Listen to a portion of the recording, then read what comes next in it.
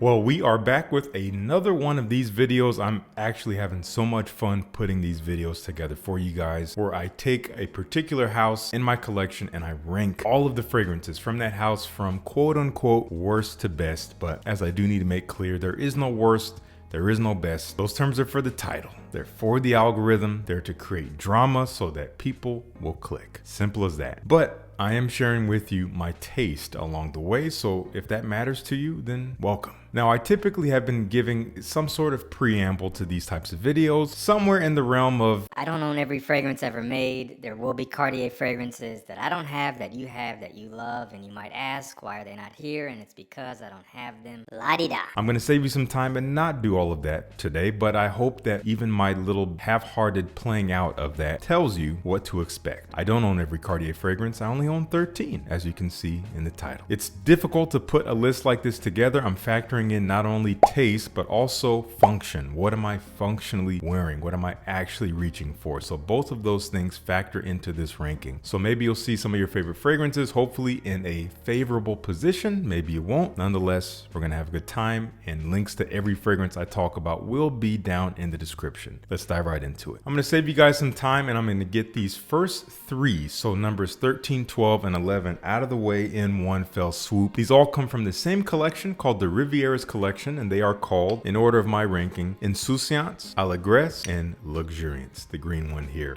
These are beautiful fragrances. They do have a very particular identity to them. They are all based on florals, green, herbal notes, some spicy, fresh notes, even watery nuances. They smell very natural. They smell like nature. They are light in personality. They don't last a long time. They just add a bit of a refreshing quality, especially on a warm day. They just smell very beautiful, very elegant. So if you're looking for lightness, I think these are beautiful. They're also quite simple. Not a whole lot going on in these fragrances. They dry down to be pretty, again, simple, kind of bare bones, but well composed. Insouciance is kind of a powdery, fresh, violet floral fragrance. So there's a little bit of a candied floral feel that's fresh and powdery. Allegresse is kind of this citrus-based, spicy green scent, a little bit woody. Luxuriance, which is my favorite of the three, is this herbal, aromatic, spicy green, grassy fragrance. I probably get the most wear out of Luxuriance, while my wife might reach for one of these two here and there. So those are our first three. Great collection. Again, just very particular. I'm usually looking for a little bit more interest on a day-to-day basis. So that's why they're here at the bottom, but they are wonderful. That is the Rivieres collection. All right, into the top 10. At the 10th spot, this is one of the newer releases from the house, one of their newer flankers. It is an oddball for me. I do have to be in the mood for it. It's a fragrance that I enjoy a whole lot more while wearing it than I do smelling it up close. And surprisingly, my wife loves this fragrance on me, but it is a strange one. So if you do happen to sample this, I advise you to spray it on your hand and let it breathe. Let it come to you. Do not put your nose in it right away. It's going to be a little strange. This is Pasha de Cartier Noir Absolu. This is smoky caramel with a little bit of the original Pasha de Cartier Fougere DNA tucked away in there. It's sweet, smoky, sticky caramel, which smells about as weird as it sounds, but it is strangely elegant. It is very intriguing. I think it is something to wear in a similar way that the bottle depicts, which is wear it in darker colors, especially in the cooler months and especially for more elegant scenarios. You're gonna smell really distinguished, and I mean distinguished. Nothing really smells like this, so I appreciate it. It's just really particular for me. Pasha de Cartier Noir Absolu. Cartier did a collection that I think was made to pay homage to their centennial. I might have that wrong, and this collection is all based around numbers or time, hour. I don't know the full story behind it, but I only have one of them, and it happens to be number 12, and it's called L'Heure Mysterieuse. And this is such an intriguing yet simple scent profile. It is primarily based around elemi resin, maybe some patchouli, incense, and some jasmine. So there is this kind of balsamic, damp smelling yet fresh, cooling, smoky, wispy, sweet quality. The patchouli also adds a little bit of a chocolate quality. It's like chocolate incense that is damp and a little bit fresh. The jasmine just makes the scent very round smelling. It is warm and it moves slowly. The quality here is incredible. Maybe a touch of spices in there, but overall it's pretty simple. Doesn't change a whole lot on the skin. It just smells very elegant and very different but also again, very simple. It's a beautiful scent. I don't wear it very often, and that's the only reason why it's here in the lower part of the list, but I actually really love this scent. So I had to factor in function into this particular positioning, but it's great. It's worth checking out. That is L'Heure Mysterieuse. At the 8th spot, we have the newest Cartier to my collection, and this is unfortunately one that is not easy to find. I recently featured this in a video all about parfum flankers, and I felt a little bit silly including it in there because it's not an easy fragrance to get, but I couldn't hold back because it was new to me and I've been really excited about it. This is L'Envol Parfum. This is such a special parfum flanker. If you know the original L'Envol and you like it, you'll probably love this. It takes the original, which we will see later, that sweet honeyed kind of fresh violet leaf feel, a little bit of iris, and it strips away the freshness for the most part. It's still pretty honey-like, pretty sticky, but there's this ambery leathery facet, and there's bran, I believe, which brings this almost rough, weedy, bready kind of texture and scent to the fragrance, and it just smells like L'Envol, but bottom heavy, a little bit rougher in terms of texture, again, less fresh. The sweetness is just warmed up. It is a beautiful rendition on a parfum flanker. It's not just a richer version, it's kind of a different personality on the identity of L'Envol. I always appreciate that. The reason why it's this low is because I'm still getting to know it. It's still new to me. That is L'Envol Parfum. At the 7th spot, unfortunately discontinued. If you can find it on the discount websites, it might be worth checking out. I wouldn't say you need to run out and grab it like it's the most amazing fragrance. The discontinuation of a fragrance can definitely make it seem like it's something you should try or should have, but don't let that be a reason to get it. If you can find it easily, check it out. This is Roadster. This is this fresh mint fragrance. There, I think, is a little bit of vetiver in there. There's something kind of creamy, smooth about this minty, fresh, woody quality. It smells clean. The mint is almost toothpaste leaning, but not all the way there. It's very enjoyable. It's something that I typically might wear to the gym or maybe just on a casual day out in the warmer months. So I will be getting some more wear out of this in this summer season. It's just a refreshing mint fragrance with a little bit more depth and definitely kind of different. Doesn't really smell like anything else as far as fresh mint fragrances go. It is a bit of its own thing while being fairly simple. That's Roadster. At the 6th spot is the originator of one of the fragrances we just talked about earlier. This is L'Envol Eau de Parfum. Now there's also an Eau de Toilette. I believe the EDP, the EDT, and the Parfum are the only renditions of this DNA before they just cut it off. Unfortunately, L'Envol is no more. It's a dead collection, which is a shame because it's a beautiful collection. It's a definitive collection, but I can see how it may not have been a bestseller. It is a little bit peculiar. So I basically described this one. It is a little bit fresher, has that cooling freshness that violet leaf can bring, mixed with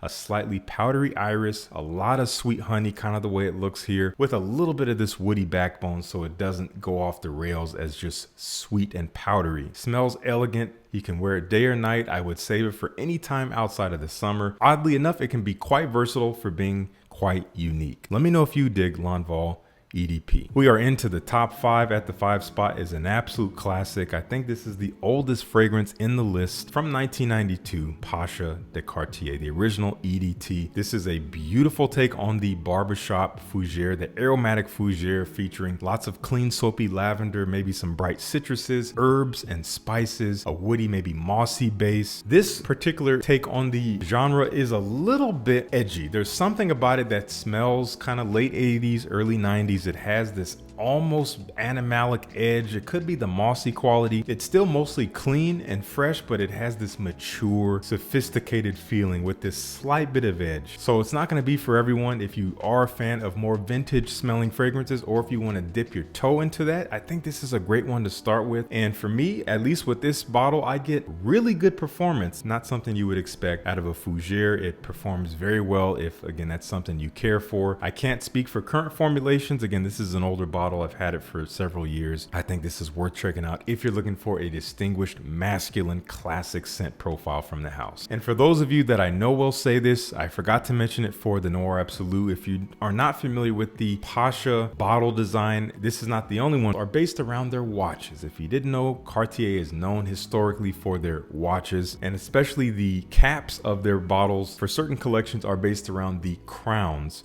of their watches. So I hope that clears up. Any of you gutter minds out there, it's a watch. Moving on to another classic collection, the Declaration collection, and I have just a few fragrances from it. There are many more I don't have and others I would love to try, so we'll see what the future holds. But here at the fourth spot, we have the Parfum version of Declaration. Beautiful, rich take on the original fresh, spicy, woody, masculine DNA, which we will see here later. But this takes that DNA and it makes it more leathery, more resinous, less fresh. It's a little bit more edgy. The cumin note, which is a make or break for many people with this one, is amped up here. So some people are going to say it smells funky. It doesn't smell funky to me for whatever reason. Cumin doesn't smell like that to me. So I love this. I do find it incredibly refined and elegant, especially for the fall and winter in the evening time. You don't need to spray too much of it because it's pretty powerful. Let me know if you enjoy this one. This is a polarizing one. I know there's many of you guys who won't dig it.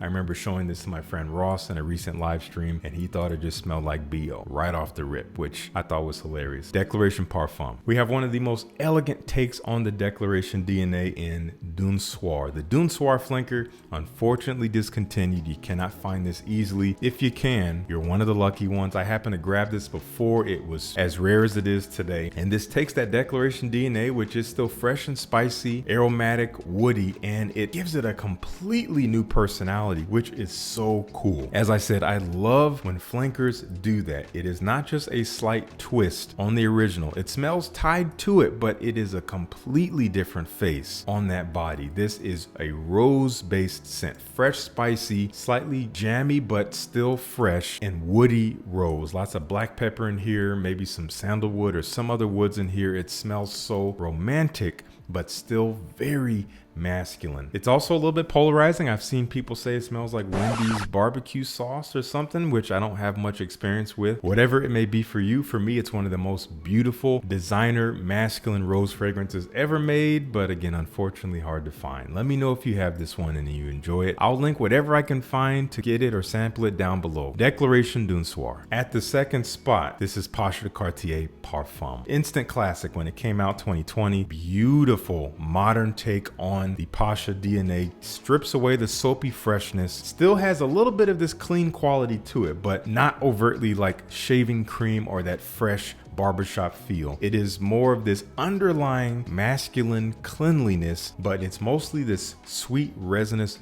boozy, woody fragrance. It has this general liquor vibe to it, so it just smells like a brown liquor. It just smells really, really elegant with this balsamic feel that kind of fills it out. It just smells really masculine, definitely smells a little bit more mature. This is kind of like 30 plus, unless you just want to have a more sophisticated vibe. Doesn't matter how old you are. Sample it for yourself first, but just know that I think this one almost requires that you wear it in a particular situation. You dress this up as well as you can dress up. You're not gonna go wrong smelling like this, especially on a cool or chilly evening event of some kind. Pasha de Cartier Parfum. And the final fragrance, we have this classic from the mid to late 1990s, perfumed by Jean-Claude Elena, and you probably already know what it is. My number one is the classic Declaration. When I first smelled this years ago, I had a bottle of it just like this. I liked it, but it was a little bit beyond my comfort zone, so I actually got rid of it. But I missed it. It stuck with me for some reason. I can't even explain why, to the point where I had to get another bottle. So I now have this bottle. It is one of my absolute favorite designer fragrances in my collection. It is an absolute classic. It smells like nothing else that came before it for the most part. It is based on bitter orange and leather and cardamom and woods and other spice. I'm gonna spray this in the air. Man, there's this dry, spicy quality to it. It is citrusy, but it is definitely in a bitter way. It keeps it nice and fresh, especially with some heat under it. It comes to life. There's a fresh, spicy cardamom in there, which just adds to the cooling freshness, adds to the spice, and also brings a little bit of this allure in the air. And as it dries down, again, there's leather, there's woods, there's just this masculine feel, this masculine foundation to the scent. It is kind of signature scent worthy. If you love it, you can wear it anywhere, anytime. Let me know if you enjoy Declaration. Absolute timeless classic, basically a masterpiece. Let me know what you think down in the comments. And if you have not yet tried this for some odd reason, try it. It's one of the few classic fragrances that Cartier has produced that they are still producing. It's still on their website and it's there for a reason because it's a mainstay. Check it out down in the description. If you saw one of your favorites here, let me know what it is down in the comments. If you saw some fragrances you haven't even heard of or haven't tried, let me know what those are down in the comments and let me know what you're interested in trying. And if you are truly interested, once again, there's going to be links down in the description. I want to thank you guys so much for tuning in. Peace. I'll see you in the next one.